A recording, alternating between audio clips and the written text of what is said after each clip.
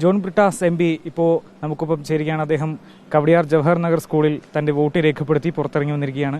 എന്താണ് ഈ നല്ല തിരക്കുണ്ട് എല്ലാ ബൂത്തുകളിലും? നല്ല പ്രതികരണമാണ്. സാധാരണ ഈ പറഞ്ഞ ബൂത്തുകളിലൊന്നും അത്ര തിരക്കുണ്ടാകാത്തതാണ്. ഇതൊക്കെ ഈ നഗര കേന്ദ്രീകൃത ഫ്ളാറ്റുകളൊക്കെ ഉള്ള സ്ഥലങ്ങളാണ്. പക്ഷെങ്കിൽ നല്ലൊരു പ്രതികരണം ജനങ്ങളുടെ ഭാഗത്തു നിന്ന് കാണുന്നുണ്ട്. EPയുടെ ഒരു പ്രതികരണം വന്നിട്ടുണ്ട്, അത് ശ്രദ്ധിച്ചായിരുന്നു. അതായത് പ്രകാശ് ജാവ്ദേക്കർ തന്നെ കാണാൻ വന്നു എന്നുള്ള കാര്യത്തിൽ പോലീസ് സ്ഥിരീകരണം നടത്തിയിട്ടുണ്ട്.